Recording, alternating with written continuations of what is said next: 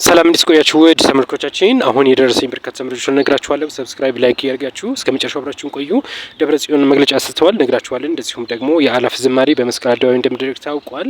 እንደዚሁም ደግሞ በደቡብ ክልል አንዲት እንግዲህ እንስት ተገላ 600 ሺህ ብር ተወስዶባታል። ስለሱም ነግራችሁ ነገር ይኖራል። እንደዚሁም ደግሞ ስለ ማስተር አብነትም ሰፋ ያለ መረጃ አለን፣ ነግራችኋለን። እንደዚሁም ደግሞ ስለ ቦክሰኛውም እንደዚሁ 92 ሚሊዮን ዶላር የሚያወጣው ቦክስ ውድድር ተካሂዷል በአሜሪካ። ስለሱ ነግራችኋለን። እንደዚሁ ደግሞ ስለ ኮሜዲያን አውራሪስም ልጅ እንግዲህ ኦፕሬሽን ተሰርቶላታል ልጅቱ ማለት ነው።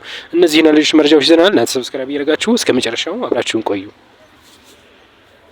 ትግራይ አሁንም ቢሆን ከበባ ውስጥ ናት ሲሉ የህወሓት ከፍተኛ አመራር ደብረጽዮን ገልጸዋል። ህወሓት እንግዲህ መግለጫ አውጥቷል። በደብረጽዮን በኩል ነው መግለጫው የወጣው። በመግለጫው እንግዲህ ትግራይ አሁንም ከበባ ውስጥ ነው፣ ከመጪውም ጊዜ በበለጠ ከበባ ውስጥ እንገኛለን ሲል ገልጿል። በትግራይ ላለፉት 10 ወራት በነዳጅ፣ በትራንስፖርት፣ በኢኮኖሚና እንደዚሁም በተለያዩ እንቅስቃሴ መሰረታዊ ማህበራዊ አገልግሎት ላይ ከፍተኛ የሆነ ማዕቀብ ተጥሎብናል፣ እንቅስቃሴ ገደብ ተጥሎብናል ሲል እንግዲህ በመግለጫው ጠቅሷል። ህወሓት በመግለጫውም የፌዴራል መንግስቱ ለጊዜያዊ አስተዳደር የሚያስተላልፈውን የበጀት ድጋፍም አቋርጧል ሲል እንግዲህ ቅሬታውን አቅርቧል። የፌዴራል መንግስቱ የጤና፣ የውሃ፣ የጽዳት ሁኔታ እንደዚሁም የተለያዩ ችግሮች እንዲስተጓጎሉ አድርጓል ሲል እንግዲህ ገልጿል። በትግራይ ክልል የሚያስፈልገው ነዳጅ 30 ሚሊዮን ሊትር ሲሆን አሁን እየገባ ያለው ግን 1 ሚሊዮን ሊትር ብቻ ነው ሲል በመግለጫው ጠቅሷል። ከዚህ ጋር ተያይዞ የፕሪቶሪያው ስምምነትም እንዳልተከበረና እንደዚሁም የተለያዩ ጉዳዮችን በማንሳት የፌዴራል መንግስቱን ሲወቅስ እንደነበረም ነው እንግዲህ በመግለጫው ላይ መረጃው የደረሰ ማለት ነው። ከዚህ ጋር ተያይዞ ግን የፌዴራል መንግስቱ ምንም አይነት ምላሽ አሁን እስካልሰጠም በመግለጫው ማለት ነው። ነገር ግን ኢፈርቶቹ እንግዲህ ባንክ አካውንታቸው ታግዶ ነበር። እነሱ ግን እንደተከፈተ እንግዲህ መረጃው ደርሶናል። ሌሎች መረጃ እንዲደርሳችሁ ሰብስክራይብ ያደረጋችሁ እስከ መጨረሻው አብራችሁን ቆዩ።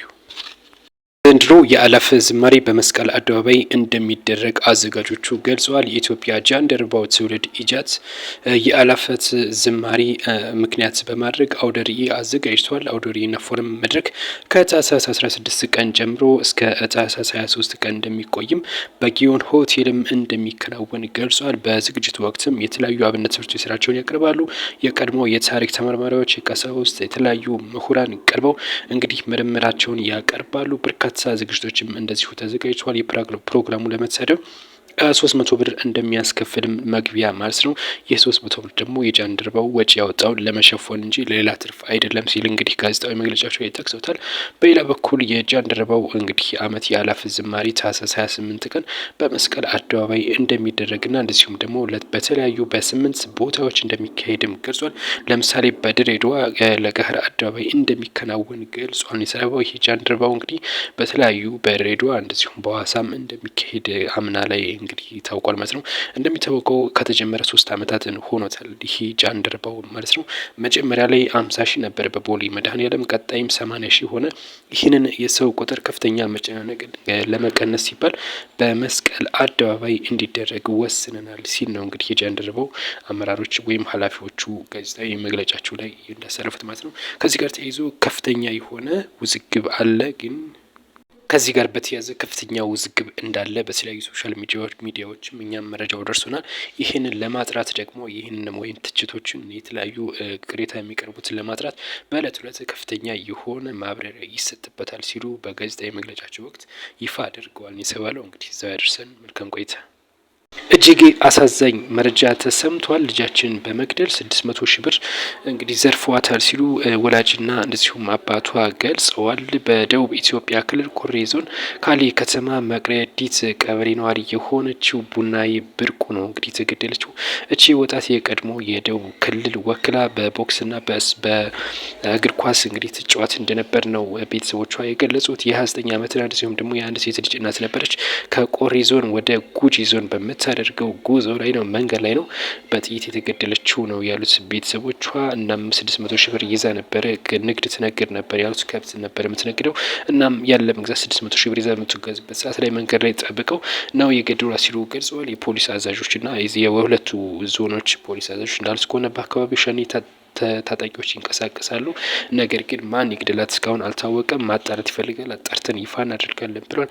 አባቷ ግን የልጃችን ደም የትም መግኘት የለበትም፣ የሁለቱ ዞን ተጠያቂ ናቸው። ስለዚህ ሕግ እንግዲህ ክትትል አድርጎ ፍትህ እንፈልጋለን ሲሉ ለጸጥታ አካላት ከፍተኛ የሆነ ቅሬታ እያቀረቡ ይገኛሉ። ሰብስክራይብ እያደረጋችሁ ማስተር አብነት አሁን በጥሩ ጤንነት ላይ ይገኛል። ነገር ግን አሁንም ቢሆን ጸሎታችሁ ያስፈልገዋል እየተባለ ይገኛል። ሐኪሞቹ እንዳሉት ከሆነ አሁን በጥሩ ጤንነት ላይ ይገኛል። ነገር ግን ወይ በሀገር ውስጥ ወይም ደግሞ በውጭ ታክሞ በቅርቡ ወደ ስራው እንደሚመለስ እርግጠኛ ነን። ይህንንም ልናረጋግጥላችሁ እንወዳለን ሲሉ ሐኪሞቹ ይፋ አድርገዋል። ያው የተወሰነ በሀገር ውስጥ ወይም ደግሞ በውጭ ሀገር ሄዶ የተወሰነ ሕክምና ማድረግ ያስፈልገዋል ሲሉ ነገሩት። ነገር ግን አሁን በመልካም ጤንነት ላይ እንደሚገኝም ነው እንግዲህ ሐኪሞቹ እየገለጹ የሚገኙት። በርካቶች ያሰቡለትና በብዙ ሶሻል ሚዲያ ኢንፍሉዌንሰር የሆነው በቲክቶክም እስከ 5.1 ሚሊዮን ድረስ ተከታይ ያለው ማስተር አብነት በተለያዩ እርዳታዎች ይታወቃል። እናም ብዙዎች በሱ ጉዳይ መጨነቃቸው እንግዲህ ይገለጻል። እርዳታም ጎፈንድሚም ተዘጋጅቶ ነገር ግን እሱ አልፈልግም በማለቱ ምክንያት ያው ጎፈንድሚ ተቋርጦ ጸሎት አድርጉልኝ በማለቱ ምክንያት እንግዲህ ሁሉም በጸሎቱ እያሰበው እንደሚገኝ ነው እንግዲህ የተነገረ የሚገኘው። እናም አሁን ሐኪሞቹ በመልካም ጤንነት ላይ እንደሚገኝ ገልጸዋል። 92 ሚሊዮን ዶላር ያስገኘው የቦክስ ውድድር በአሜሪካ ተካሂዶ ነበር። በዚህም ውድድር በአሜሪካ ካሊፎርኒያ ነበረ። ይህ ከፍተኛ የሆነ ገቢ የሚያስገኘው የቦክስ ውድድር 92 ሚሊዮን ዶላር የሚፈጀው ወይም የሚያስገኘው የቦክስ ውድድር በበቃኝ መጠናቀቁን የተነገረው እንግዲህ በዚህም ከአንቶኒዮ ጆሹዋ እና እንደዚሁም ደግሞ ጄክ ፖል ነበሩ። በአሜሪካ ፍሎሪዳ ማያሚ ነበረ ይህ ውድድር የተካሄደው። ሁለት ጊዜ የከባድ ሚዛን ሻምፒዮና አንቶኒዮ ጆሹዋ እና የጃክ ፖል በአንቶኒዮ ጆሹዋ አሸናፊነት መጠናቀቁ የተነገረው የፊልም አክተር እና እንደዚሁም ደግሞ ፕሮፌሽናል ቦክሰኛው የአሜሪካዊው ጃክ ፖል እስከ 5 ዙር የተፋለመ ቢሆንም የእንግሊዙን ጆሹዋን ቡጢ መቋቋም ባለመቻሉ ምክንያት በአምስተኛው ዙር እስከ 5ኛው ዙር ተጉዞ ነበር። በ6ኛው ዙር ግን በቃኝ በማለቱ እንግዲህ በአንቶኒዮ ፌሊክስ በኔትፍሊክስ እንደዚሁም ደግሞ በተለያዩ ቻናሎች ወይም ደግሞ ስርጭት ተላልፏል። ይሄ የቦክስ ውድድር ማለት ነው። በመጨረሻም እንግዲህ አንቶኒዮ ጆሹዋ 92 ሚሊዮን ዶላር አግኝቷል ማለት ነው። እንግዲህ አንቶኒዮ ጆሹዋ ባልተጠበቀ መልኩ ነው ያሸነፈው ነው የተባለው።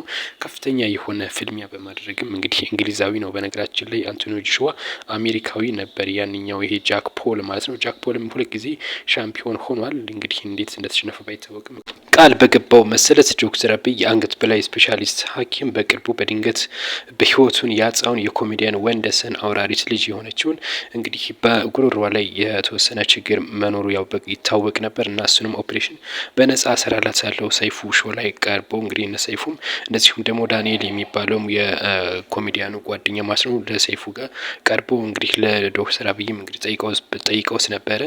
እናም እሱም እንግዲህ በነጻ እንደሚሰራላቸው ይፋ አድርጎ ነበር። አሁን እንግዲህ ህፃኗም ወደ እሱ ጋር ሄዳ በነጻ እንድትሰራላት መረጃው ደርሶናል። በተሳካ ሁኔታ ቀዶ ጥገና ተሰርቶላት አሁን በመልካም ጤንነት ላይ እንደምትገኝ ተነገረ ይገኛል። የኮሜዲያን አውራሪስ ልጅ እንግዲህ በከፍተኛ ችግር ላይ እንደምንዳሉ ይታወቃል። ቤተሰቦች አሉ። በዚህም እንግዲህ ለበርካታ አካላትም ምስጋና ደርሰዋል። እንደዚሁም ለዶክተር አብይ ከአንገት በላይ ስፔሻሊስት ስለሆነው ሐኪም እንደዚሁም ደግሞ ለዳንኤል ለኮሜዲያን አውራሪስ ጓደኛው የሆነው ዳንኤል እጅግ በርካታ ሰዎች ምስጋና እየቀረቡለት ይገኛሉ። ሰይፉ ሾው ላይም እንዲቀርቡ ማለት ነው። እንግዲህ እናትና ልጆቹ ማለት ነው። የኮሜዲያኑ ባለቤትና ልጅ ከፍተኛውን አስተዋጽኦ ያደረገው ዳኒ የሚባለው አሁንም ኦፕሬሽን እንድትሰራ ስትሄድም አብሯቸው የማይለያቸው ጓደኛቸው እጅግ ምስጋና እየተገባው ይገኛል። እኔም በግሌ ላመሰግነው ፈልጋለሁ። ሰብስክራይብ ያደረጋቸው አዲስ መረጃ እንደርሳችሁ መልካም ቆይታ። ለቤተ ክርስቲያኒቷ ገቢ ማስገኛ ላይ የድሬዳዋ ከተማ ከንቲባ መገኘቱ ብዙዎችን እያነጋገረ ይገኛል። ሎዛ ሀንቶ ሎዛ ኢቨንትስ ባዘጋጀው የድሬዳዋ ከተማ የቤተ ክርስቲያን የሚሰራለ ለእሱ ነበር ይህ የገቢ ማሰባሰቢያ ፕሮግራም የተዘጋጀው። እንግዲህ መቀበሪያችን ቤተ ክርስቲያን ወይም ደግሞ እግዚአብሔር አብ በሚል መኖሪያችን ደግሞ ድሬዳዋ ነው በሚል መሪ ሀሳብ ነው ይህ የድሬዳዋ ከተማ እግዚአብሔር አብ ቤተ ክርስቲያን ለመስራት የገንዘብ ማሰባሰቢያ ፕሮግራም እየተደረገ የሚገኘው ከታህሳስ 10 እስከ 12 እንደሚቆይ ነው የተነገረው። የገቢ ማሰባሰቢያ መርሃ ግብሩ ላይ የድሬዳዋ ከተማ ከንቲባ ከድር ጁሃር በመገኘታቸው ብዙዎችን አነጋግሯል። በአዳራሽ ውስጥም የነበሩት እጅግ በደስታ ተነስተው ሲቀበሉና ሲያጨበጭቡ ነበረ። የድሬዳዋ ከተማ ከንቲባም እንደርሱ ከሆነ እናንተ የቻላችሁትን ሰብስቡ፣ የቀረውን ደግሞ እኛ ሞልተን ቤተክርስቲያኑ እንዲሰራ እናደርጋለን ማለታቸው ተከትሎ ብዙዎችም እየተነጋገሩበት ይገኛሉ። ከድር ጁሃር እንግዲህ በድሬዳዋ በርካታ በክርስቲያኖች ላይ እንግዲህ አስተዋጽኦ እያደረገ ነው የሚገኘው። ምክንያቱም ከተማዋ ሰላም እንድትሆን እንደዚሁም ደግሞ ቁልቢ ገብርኤል በሚከበርበት ጊዜ ምእመናን በመቀበል እና በማስተባበር ከፍተኛ አስተዋጽኦ እንደሚያደርግ ይታወቃል። ያው ብዙዎቻችን እናውቀዋለን። ከዚህ ጋር ተያይዞ እስኪ እናንተ ሀሳብ ስጡበት። ምን ትላላችሁ? እውነት ለመናገር እኔ በግሌ እንግዲህ እናመሰግናለን ነው የሚባለው።